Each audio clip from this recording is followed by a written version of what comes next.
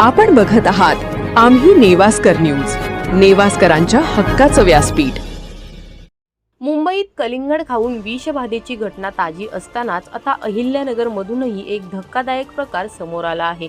आंब्याचा रस खाल्ल्याने एकाच कुटुंबातील 7 जणांना अन्नातून विषबाधा झाल्याची घटना घडली आहे।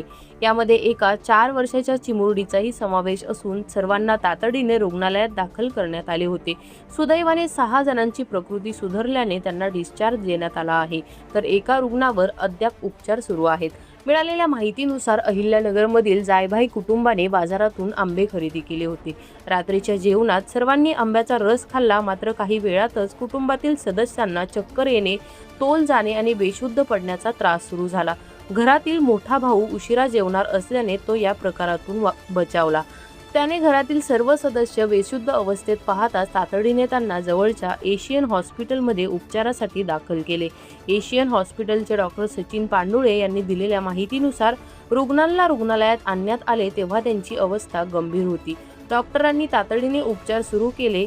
3 दिवसांच्या उपचारानंतर 6 जणांना घरी सोडण्यात आले असून एका रुग्णावर अद्याप उपचार सुरू आहेत।